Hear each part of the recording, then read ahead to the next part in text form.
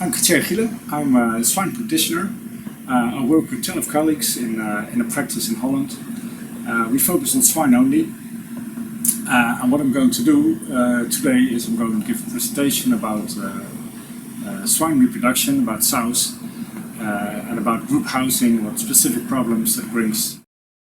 A very short introduction, not of me, but more of my practice. As Mark told, I'm Gielen.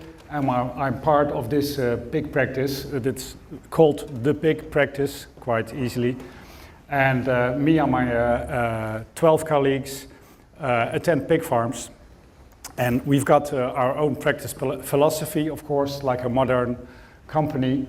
And our practice philosophy is raising profitability of pig farms by lowering the prevalence of pathogens, eradicate pathogens, and controlling the risk factors. As you can see, I have to read it myself. It's not like all day this philosophy is in my head. But this is what we do. When we think about what do we do all day, this is what we do. So I was asked to tell you something, to give you a practical approach to reproductive disorders. So it's all about practical. And well, all day we've listened to specialists, consultants, and I'm just a simple veterinarian. So I try to explain it to you the way I see it. And so I make it simple. So this is how I see it. This is how I see sow reproduction. Maybe you don't see what these pictures have in common, so I will tell you. Well, on top there are two pictures of an apple tree. On the left top there are apples, little apples on the ground, and on the right top there are apples still in the apple tree. On the bottom on the right you see a lot of rabbits, and on the left you see a sow. And I think this is what they have in common. What you see on the top pictures is the June fruit drop. That's, well, in our part of the world, in June, the little apples will fall off the tree. And that's why, I don't know why that is, but well, I do know why it is, because this apple tree, he doesn't want to spend a lot of energy on those little apples. He only wants to put energy in the big apples who will stay on the tree till the end and will produce the offspring for this apple tree. So there's a system that regulates itself. And if you don't fertilize enough, or if you don't cut the unproductive branches of the tree enough, you'll have a lot of apples on the ground instead of big apples in the tree. The rabbits, what's in common with the rabbits? Rabbits, when there are a lot of rabbits, when the population is really, really intensive and big, female rabbits will absorb their fetuses because they know there will be no place for my offspring when they get born. So that's what they do. And this is the same way I look at reproductive disorders in sows. Return to estrus for me is not more than a signal that a sow doesn't have trust in the future. She is not sure that she will have the opportunity to raise good offspring. So this is what I keep in mind when I'm confronted with sows who return, or too much sows who return to estrus. In words is like this: producing offspring is an investment with a high risk. It's one of the most dangerous things to do for a female animal, is to give birth to the offspring. There's quite, it's difficult, it takes a lot of energy, and there's a high risk for disease and even death. So knowing that we know that when we want to have an optimal production, and that's what we want as pig farmers and pig veterinarians, we have to fulfill the sow's individual needs. We have to be sure that the sow is sure that she will give birth to a healthy offspring and she can raise it. She has to be sure of that. So don't forget about other hormones and stuff, but most of the time I think it's very difficult. I can't remember it, but this is what I keep in mind when I look at a sow who returns to estrus. So this is the first part of the introduction, a practical approach to reproduction disorders. in European sow herds. That's what they ask me, because I live in Europe. I can only speak about European sow herds. That's where I live. That's where I come from, and that's where I work. So these are the sow herds or the pig density in Europe, and the red arrow points out where I live and where I work. So we're in the middle of the pig industry in Europe. I'm talking about Europe, and I'm here in Asia. You, of course, want to see differences, or maybe a lot of things are the same. Sows are sows, pigs are pigs. But there's one difference, what is going on right now. On television, I heard a few weeks ago that nowadays there are 1.8 billion meat eaters in the world. And within 10 years, there will be 4.8 billion meat eaters. So production have to raise. And what you see in Europe, that consumers, they think that the best way of producing pigs is more like an outdoor system, organic, let's say the old-fashioned way. So we're moving to that side. On the other hand, what I hear from Asia, because I haven't been here a lot, and I even never been on an Asian sow farm, so invitations are welcome. But what I heard and what I'm seeing, that you're moving from backyard farming to more intensively and large-scale farms. So you're moving the other way around. And I'm thinking of that, well, I'm not sure. I think that within a few years, you will come to Europe and tell, well, in Asia, we're going to do it like this. And that's, well, that works better than what you did in Europe a long time ago. So, but now back to Europe and to my part of Europe, to Holland. I've got the figures, you've solved some figures already about, I don't want to emphasize on the figures after everything John Carr told us about figures and averages and stuff like that. But these are the figures that I've got that I hope are correct. So the average sow farm in Holland is 500 sows, and they produce the average one, so there's more and less, of course, 2.36, well, I should say 2 or 3, but well, on average is 2.36 liters a year. Every liter is about 40.4 live-born, and of course 1.2 stillborn. The mortality rate pre-weaning is 30.9, or maybe I should say, I have to, let's say 86.2 of the piglets survive after the farrowing room, survived the farrowing room. So average wean is 20.9.2 per sow. Most sows are inseminated by artificial insemination, and 60% of those sows are inseminated twice, and the rest of it, just one is enough. It's not a choice, but well, it's about timing. Total return on estrus is 8%. A regular return to estrus is about 4%, so half of the sows, on average, they come irregular. And the farrow rate adds up at 68% in the end. So that about the figures, forget them right away, but then you've got an image of how we produce in Holland. Well then, because we're all veterinarians, most of us I guess, about pig health issues, we are free from classical swine fever, African swine fever, foot and mouth disease, and Ojeski's disease. But that doesn't mean we are out of work, because we are very busy with PRRS, strep suis, APP, Mycoplasma, E. coli, Lawsonia, and that's what I'm going to talk about group housing sows and fertility and reproduction disorders. And maybe you think that group housing has nothing to do with the way you produce, but if not today, at some point in the future it will. And if not so, you can always learn by the difficulties we have with group housing. So this is how it looked like before. I can better look this way. 2012, all the crates were closed.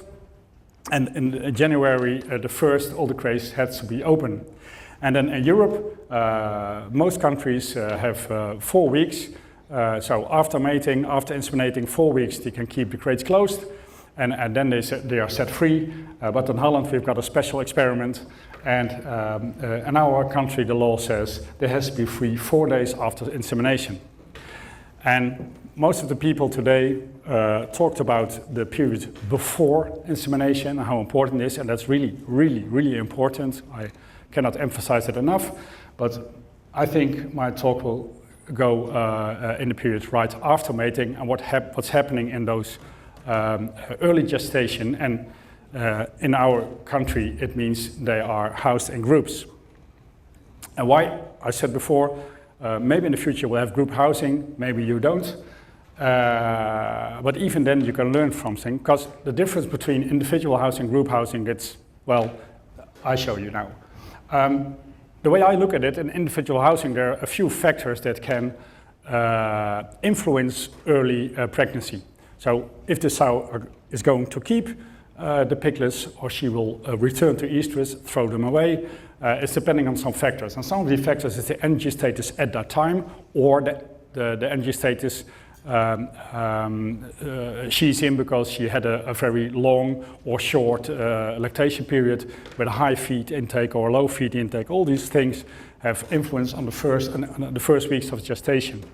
That can make her decide to stop being pregnant. So this is one factor. Another factor is, we talked a lot about ambient temperature and humidity. That's for you, it's a big issue. Also for us, because we've got summers and we've got some heat problems also. And the third, then there's of season, because when sow thinks it's going to be, they know there's going to be winter, and they know it's a bad timing for raising their offspring, they can decide to break off pregnancy. So you need a lot of factors to break off this pregnancy, even when they're good mated, the insemination timing was right, but if the circumstances, the first 4 weeks after insemination are not okay, she will return to estrus. So if you look at group housing, you've got group stress. So all the other factors are also from influence, but we have a sort of threshold that's quite different. So when these factors that we all know have their influence in group housing, we see immediately a problem with a return to estrus. So the things that are important for you during the early pregnancy, of course in our country are very important, but we see it in an earlier stage. So that's why the things I tell you about group housing, the problems we have, I think you can adapt those ideas or philosophy behind it. So I've got 3 cases for you. It had to be practical, and I'm not really a scientific or researcher or something, so I've got real problems and real farms that we attend. And I call them farm A, B, and C, but they are real problems. It's sort of privacy reasons, of course. I don't think you will know these farms, but anyway, I call them A, B, and C. Well, let's start with farm A. Short introduction, 800 sows, groups with floor feeding. I show you a picture of it later, so you can see what it means and what the consequences are. This particular farm had a 2-week system in 2 batches. A farrowing rate of 75%, that's not okay. That was the problem in this farm. He was not satisfied with that. So he did the first ultrasound on 21 days. Then 50% of the sows turned out to be not pregnant, and 3 weeks later he did again ultrasound, and 10% more was not pregnant. So that was for him a big problem. And so we have here a hard-headed farmer, I can tell you that, you don't know him, and we had a young and enthusiastic vet. So it's not about me, you can understand. It was a young colleague of mine who first attended this farm, and well, she wasn't that young. It's illegal to have such young veterinarians work for you, but a young veterinarian, a young colleague, and enthusiastic. And this hard-headed farmer had already had his ideas about what causes the problem at his farm. And I show you what he thought. Well, again, these figures, alive were 30.3, so that's not really high productive in our perspective. He had quite a short lactation days, a varying period, you could say illegal. And the rest of it, well, they're not pregnant after the first ultrasound, you've seen it already. And average parity is quite old at that time. Let's move on. So this young, enthusiastic vet, all she knew was, well, book knowledge, and irregular means infectious, and that's what the farmer said. It said it's irregular at the 10% that comes after. I can imagine the 50% return to estrus, but then another 10% turns up as empty, and it must be in disease or some disorder of some kind. So she had she already knew this book. So there were all kind of diseases.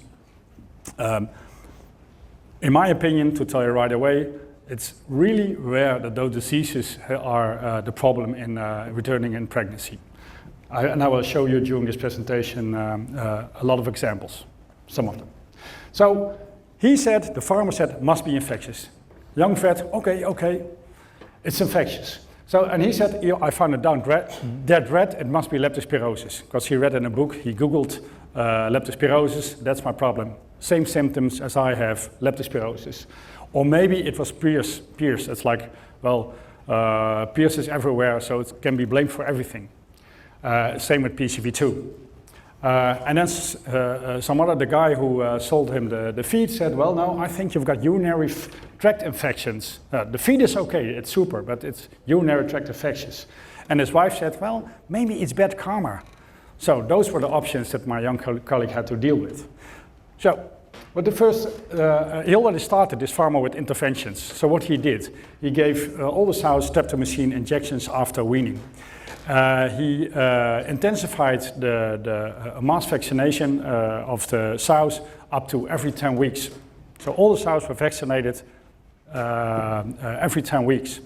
He gave trimsulfa medications in sows. It's rare in Holland. You don't give medications to all the sows at once. It's illegal in our country. And he also, that's true, he bought some magnet from €5,000 or dollar, it's the same, to keep away the bad earth vibes. All those things didn't help, I can tell you. Maybe the magnet did a little bit, but it was not enough. So my colleague started to do some investigation. The first thing she did, she took blood samples, because she thought, well, a lot of use of antibiotics, that's not okay. I'm going to do some blood sampling. And this is what she got. They were all negative, or one of those samples was positive. And what we do when we think leptospirosis is a problem, and we seldom think that, we take samples from abortion sows or returned estrus sows, and the same amount of blood samples from sows that did not abort or return to estrus, and then we compare those groups. Because being positive for some serovars of leptospirosis doesn't mean that was the problem of this reproductive disorders. But in this case, there's no discussion about it. They were all sort of negative. Well, sort of, they were negative. Then the other thing, urinary tract infections. That's what the feed guy said. He said, you've got a problem with, I wrote something, I heard something about urinary infections. It's very important, and it's a main cause of returning to estrus for sows. So we took urine samples. What do you think? I took about 15 or 20 urine samples, and I took a picture of some of them. What do you think? Who does think this is normal? So you all think this is abnormal?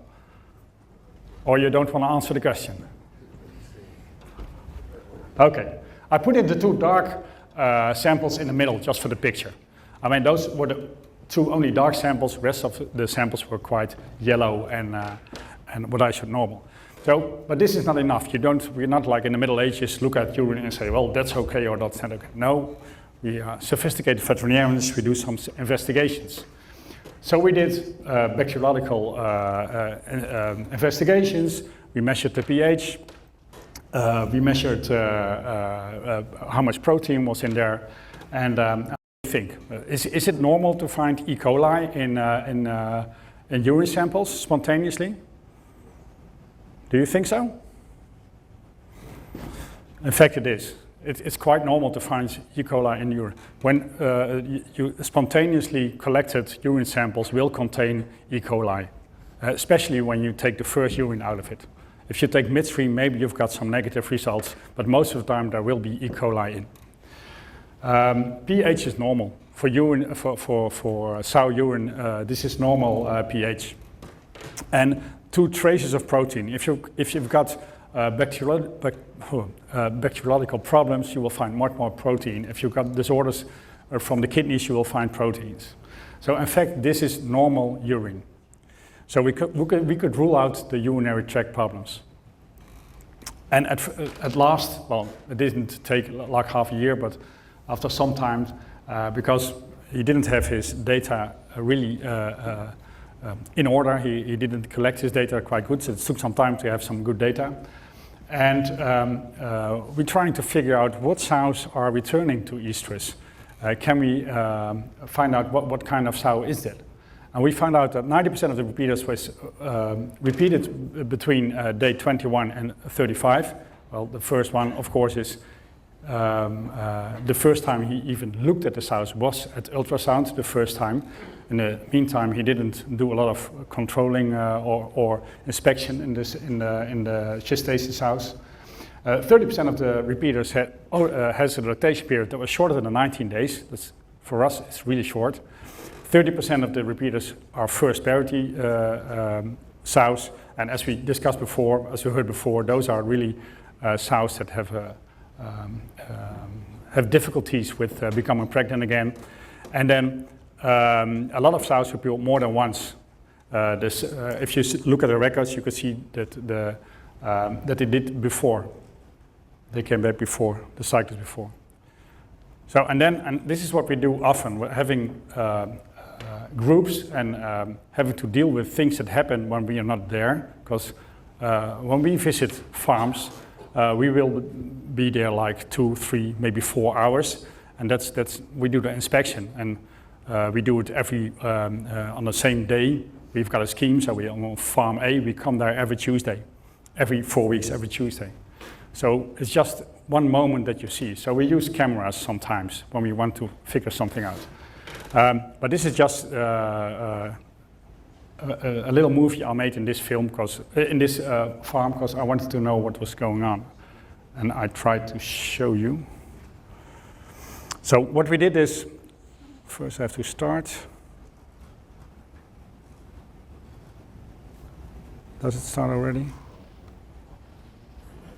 Okay, I stop it again.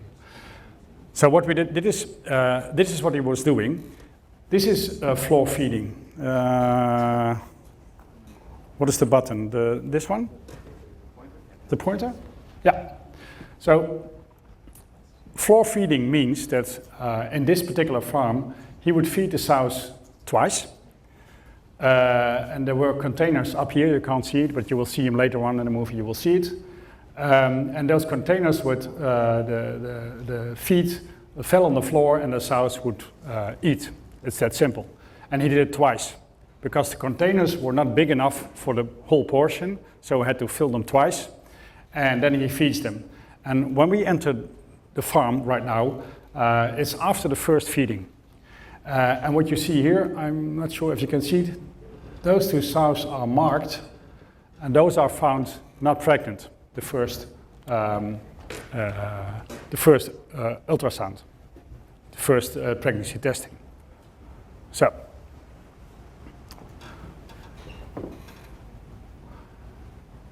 those sows are a little bit on the back.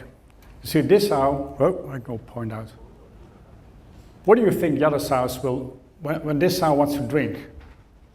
It's depending on this sow. Will she let him drink or not? So those are 2 other groups. You see what's happening. This is after the second weaning, not weaning. It stops already. So this is more than an hour later when the second feeding starts. In the time between, well, we're not going to show you a movie for an hour, but the whole period between the 2 feeding systems, sows are looking for feed and fighting and doing things like that. So this is right after the second feeding, and then you can see what happens during feeding.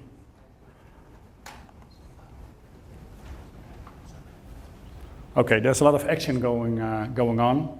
Sows are fighting. Some of these sows have barely a chance of getting to the food. You see this one? This is another group. Watch what's going on. Up! Okay, they can't eat anymore. They're finished. Look at this sow. There. There are like 4 or 5 feeding places she's standing over.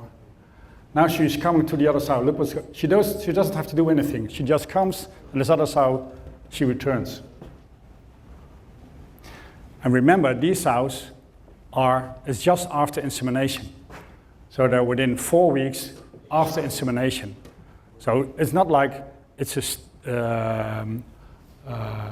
very stable, the pregnancy. If something weird happens, if stress occurs, these sows will return to estrus. Just to show you what this group housing means and what problems you can see. When you have a little list of what can be the problem, there's always stress during early gestation. Well, this is stress during early gestation. And you have to find out why that is. I'm not against group housing. You will have 2 more cases of group housing, and they perform perfectly. But if you do group housing and you're in early pregnancy, so remember that a lot of diseases can cause problems, but in this particular system, I think the system itself is the problem. So what did we do?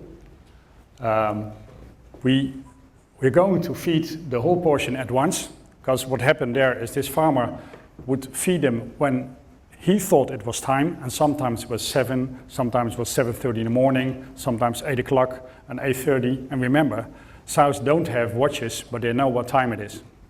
So if you feed him, you have to feed him every time the same time, every day the same time. Otherwise, they get stressful. Then we asked him to do estrus control before 21 days. So starting at 19 days and using a bore or using bore taint and bore sounds to detect the empty sounds as soon as possible. Because when you have sows in a group of all the same stage, it's a sort of contagious. When one sow is returning to estrus, another sow, which has not really stable pregnancy yet, has a chance of joining this sow. So it looks like it's not a disease, but it looks like it's something contagious. So that's what he had to do. When he was thinking maybe this sow is returning to estrus, he had to take out the group and bring her to the mating room. And again, and then something else, we talked a lot about adapting sows and adapting gilts to the new herd. And we started learning those gilts as soon as possible. So the same feeding system was applied in the gilts farm. So that the gilts would be adapted to this kind of feeding. And they knew they're not really stressed because they had to fight for feed. And after some time, you'll find out that those gilts won't fight for. After some time, all these gilts who have learned it, they won't be that aggressive. And at the same time, we advised him to give light 16 hours all seasons. So there's no influence of season. The sows won't notice that the winter is coming. What I'm trying to say with this course is that most times disorders, and because this one course I can't say most time, but in my experience, most times disorders are caused by troubles within the system. And I've got some nice little movie that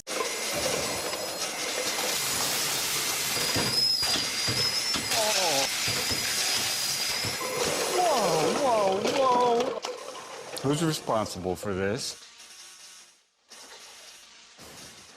If something goes wrong, you find a scapegoat. Rick. It's what you do.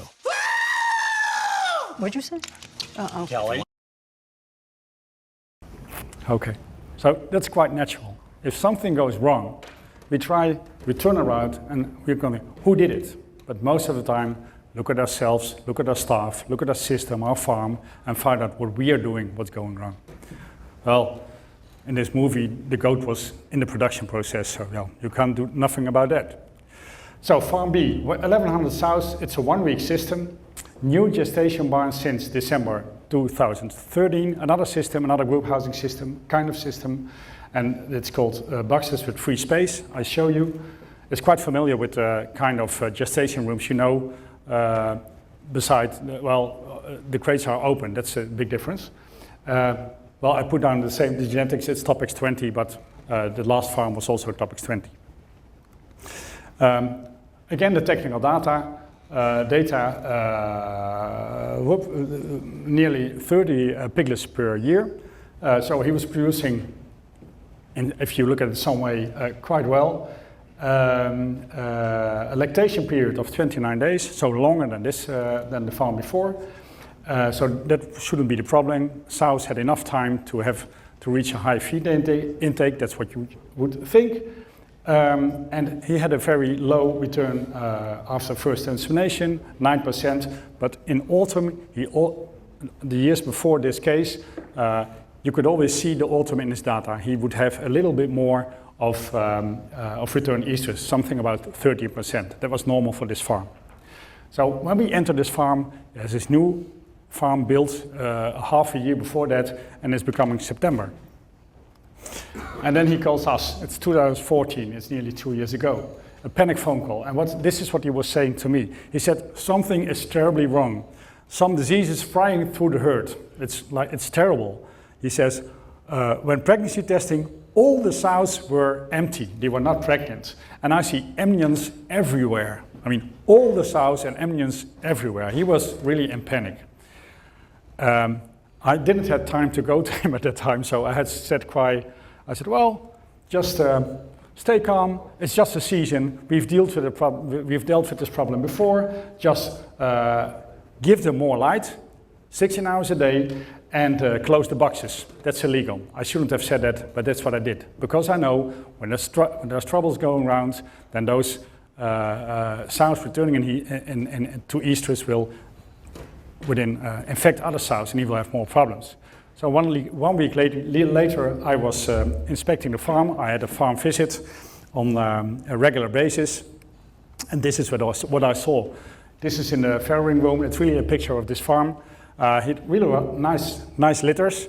The body condition score of the gilts was, they were a plus, means good, but I would say rather fat, big gilts, like the gilt John showed us, the big gilt, something like that, but not that worse. The feed intake wasn't good enough. Insemination room, well, of course, we saw a lot of empty sows. Body condition score in the insemination room was, a lot of sows had bruised shoulders or wounds on the shoulders, and that's a sign for losing a lot of body condition in the farrowing room. And all the light tubes were clean. So maybe you give advice about light and having the lights on for 16 hours, but I don't know how it is in the farms that you attend, but in a lot of farms I attend, those light tubes are very dirty with, I don't know what kind of dirt, most of things are flies. So that's what he did. And in the gestation room, all the sows were locked up. What I always do, I always go through the gestation room and I check the sows at 6 weeks and I check them at 90 days or at the end of gestation. And what I want to see then, and what I tell my farmers is when at 42 days, the sows, the condition has to be restored. So when I look on top of a sow, it should be perfect. And it should be the same. You would see the bones of the hip a little bit. You would have, maybe you can feel the ribs a little bit, but that has to be the same the rest of gestation. Just the belly has to get bigger and bigger and bigger, and nothing else. That's what I like about a good sow. Has to be like that. So that's why I look at 42 days and then at 19 days to see if the sows are developing more body condition, because I don't like that. And I told you I going to show you how group housing like this works. Oh. And this is also during feeding time. When things go wrong in group housing, it's mostly around feeding time. We enter now the gestation room just before feeding. So the sows heard us coming in, and they know it's roundabout time for feeding, so then this happens. Oh, already started. Yeah. They're moving around. eating's coming, feed is coming. Quite excited, but no aggression. You see? They go in and out the crates.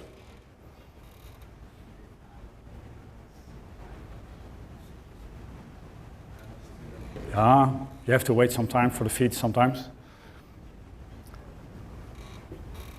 But I think they're fed now. No. So every sow tries to find a crate. It's really fast. And within a split second, all the sows are in crates. Sometimes the crates are closed automatically. And this farm, he doesn't even close the crates. They just stay. It's no problem. And they are being fed twice a day, every time on clock. Maybe it's easy to say, but I don't think this system causes the problem. So the next time you have to do, who did it? That's what we do. When we look at, return to estrus, we want to know, again, which sows are returning to estrus. And we want to know which parity, because we know the first and second, the first parity in the gills are difficult sows. We want to know when are they returning, the day of return or abortion. We want to know the lactation length. I think that's really important. The number of weaned pigs, that's also important. It's got something to do with each other. And fertility history. And at that time, when a week after he called me, he didn't have all his data in the computer yet. So what I did, I went to the mating room, the insemination room, and I took the cards, we call it sow cards. It's like the paper, maybe you know this kind of papers, the sow number that's on it, the production data, the date of insemination, when it farrowed, how much piglets were weaned, and so this is still in the barn. It's not in the computer yet, and you would find how many, or here you would find how many piglets it produced last time. So, and I took all the papers and I put, the abortion sows or return to estrus sows on the left, and the other sows, the good sows, on the right. And then I just took the bad sows and the good sows and said, what is the difference? What's really the difference? And this is what I saw. The pregnant sows, there were 75, I said 25%. Not all the sows returned to estrus. He lied to me, but in the panic he said all the sows are returning to estrus. All the sows are empty. Well, that's not true. 25%. And what you see then is that the abortion sows, they were younger. On average, they were younger. They had a shorter lactation period, and in the shorter period, they had weaned more pigs. So then you have something to look into. And at the same time, did I show you? But here they are. Like this. So young sows, high production, short lactation period, first insemination at old age. I forgot to tell you. The other thing is what I noticed, that the sows, whoops, to go back again.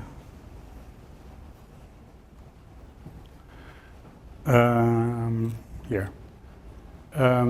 Is that the sows that aborted or returned to estrus were older when they were inseminated the first time.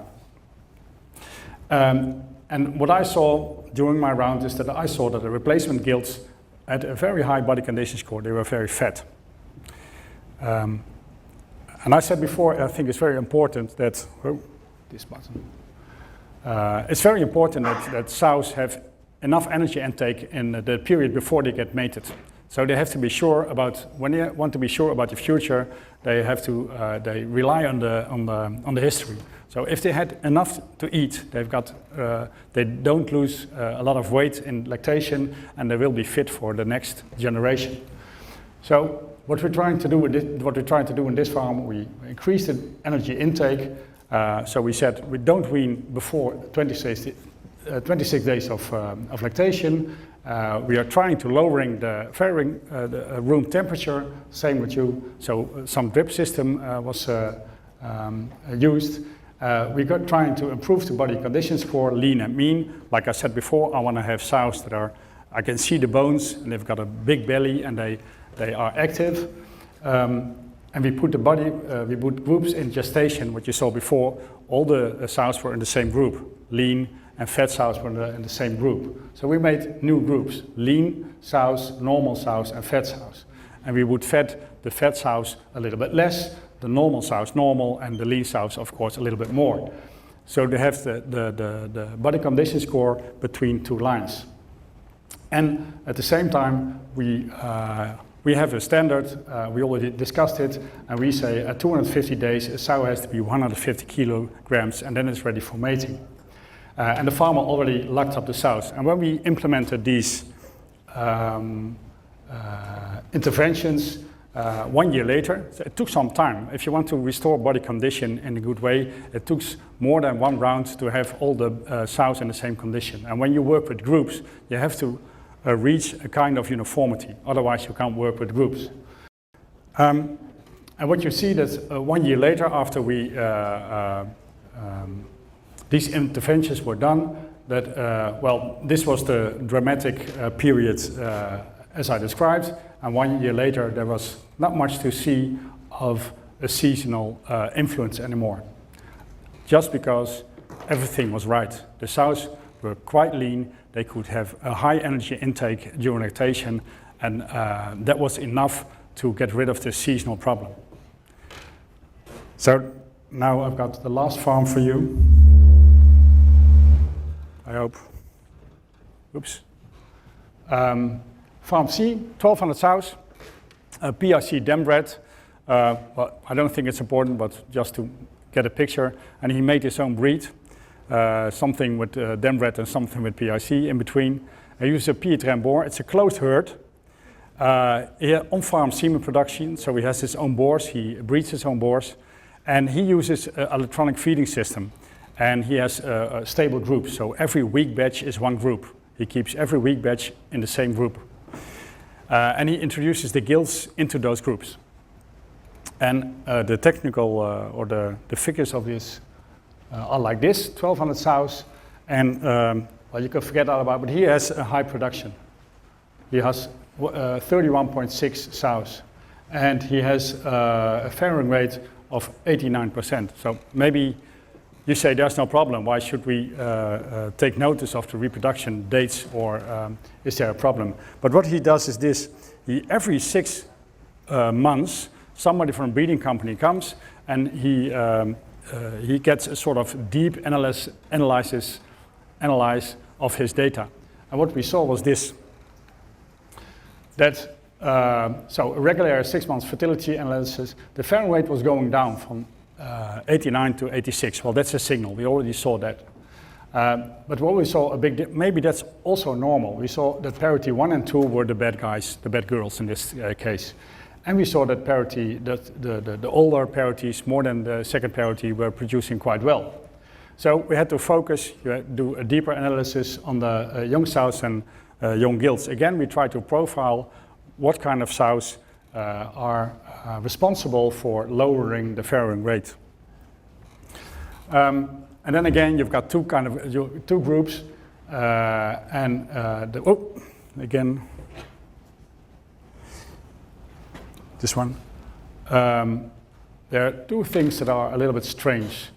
The older gills, well, that's not strange. The older gills have a better fairing rate. And the other thing is that, not strange, but it's a little bit in contradiction of what John said, because gills who were inseminated later had a higher fairing rate. And again, then we also looked at the first parity, and you see that the first parity who weaned 12 or less had a higher fairing rate than the first parity who weaned more than 13. Well, that's something you would expect. But the question you have to ask now, why are these older sows because and his inseminator is quite old. That's what I forgot to tell you. The average age of first insemination is about 217 days. He does this analysis every time, and he found out that the later he would inseminate sows, the better his production results were. But now it was getting worse. Oops. So we looked into these gilts. There were no clinical signs, there were no mortality, there were no abortions, there were no mummies, so no disease was responsible for this lower farrowing rate.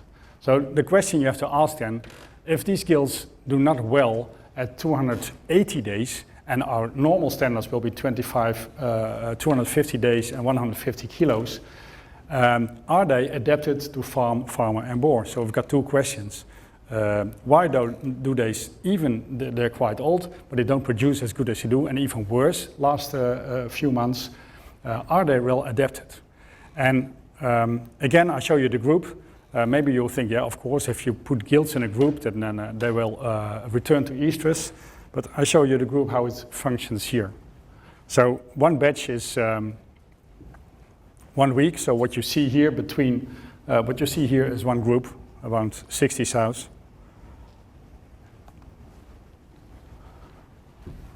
It's a movie, okay. So maybe you think it's a photo, but it's a movie.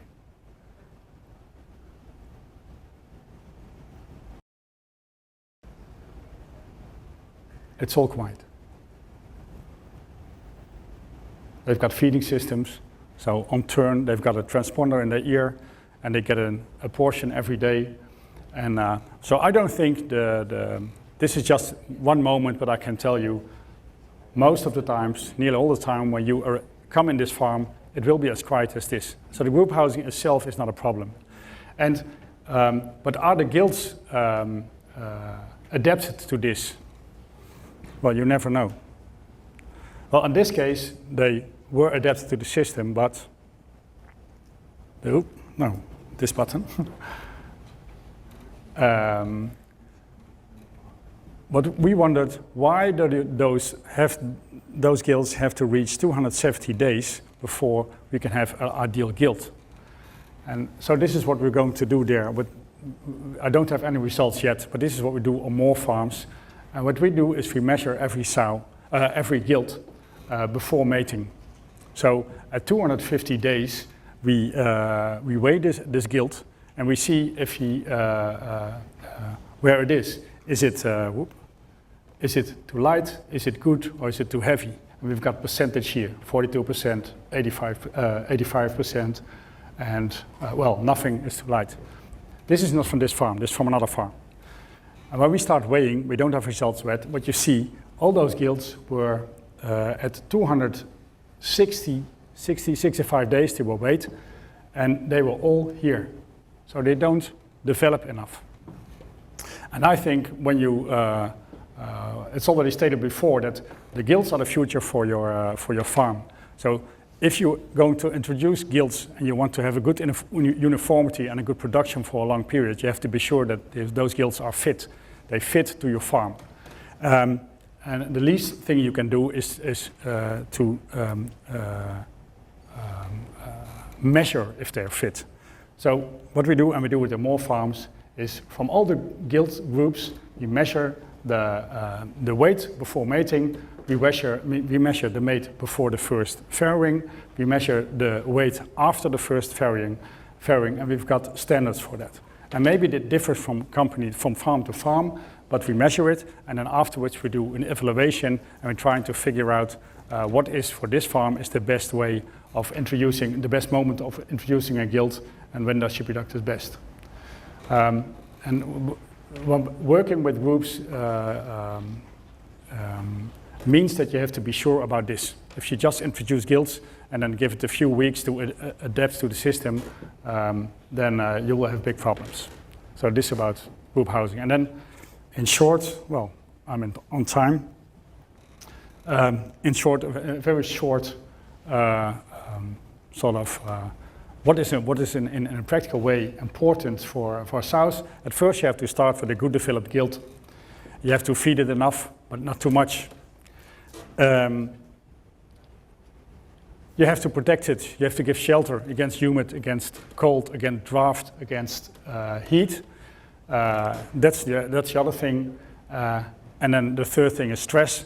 It has to be free of stress. In the cases I discussed, stress from other sows was a problem, but if you suspect there will be something like stress, hang a camera and make a move for 24, 48 hours and try to find out what is going on in the group, or not in the group or in the gestation room. So rule the stress factors out, and well, then you have a happy farmer and probably a happy sow. Thank you.